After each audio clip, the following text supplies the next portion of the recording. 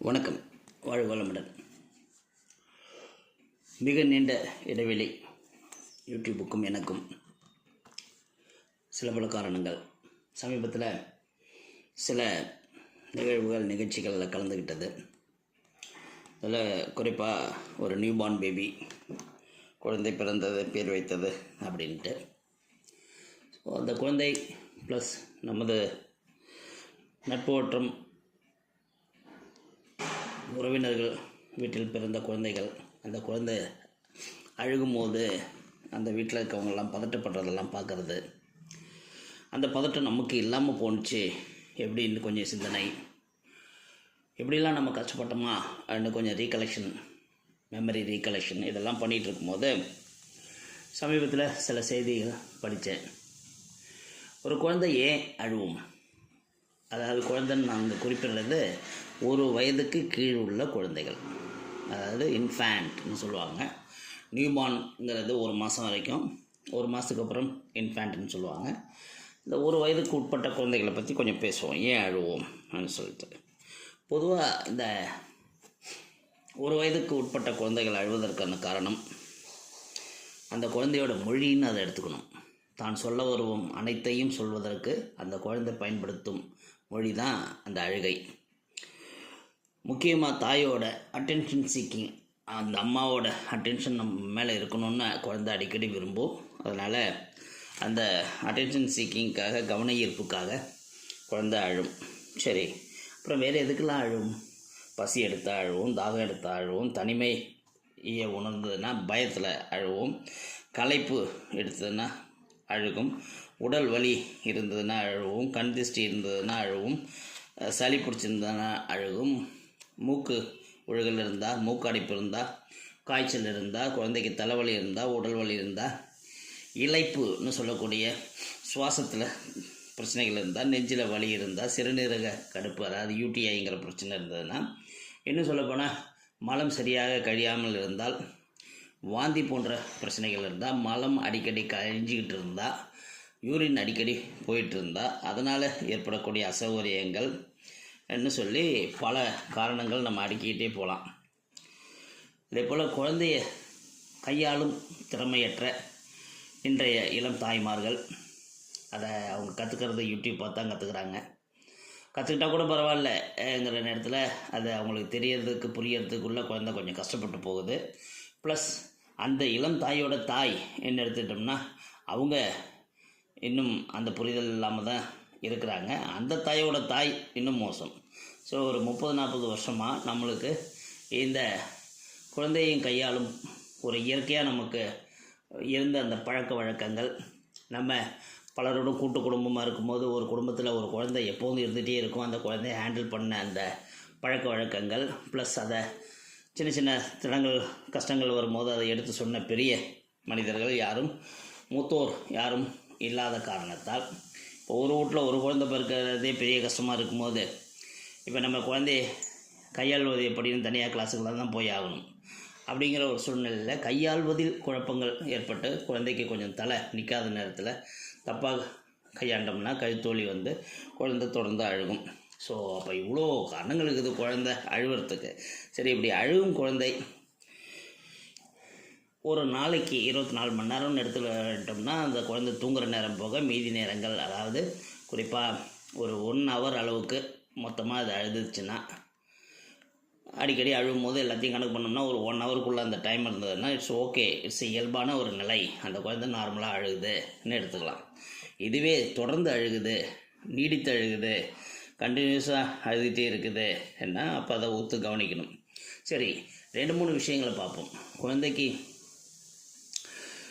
மலச்சிக்கல், அதாவது வயிற்றில் வாயு உப்புசம் வந்து அழுதுச்சுன்னா குழந்தை எப்படி அழுவும்னா, காலை நீட்டி வயிறு தம்முன்னு இருக்கும், கையால் தாய் தட்டி பார்த்தாலே குழந்தையோட அழுத்தம், வயிற்றில் இருக்கிற அழுத்தத்தை வச்சு அதை கண்டுபிடிச்சிடலாம். ஸோ குழந்தைங்களுக்கு கொஞ்சம் தண்ணி கொடுத்து கொஞ்சம் ஆசுவாசப்படுத்தணும்னா அது சரியாகிறதுக்கான வாய்ப்பு இருக்குது. பசிங்கிறது தான் முதல் காரணம். அந்த முதல் காரணம் பசிங்கும்போது குழந்தை பசிக்காக அழுவதாங்கிறத கண்டுபிடிக்கிறது ரொம்ப ஈஸி. தாய் தன்னோட ஒரு விரலை சுத்தம் பண்ணிக்கிட்டு அதை அந்த வாயில், குழந்தையோட வாயில் வச்சு அந்த குழந்தை அதை சப்ப ஆரம்பிக்கும்.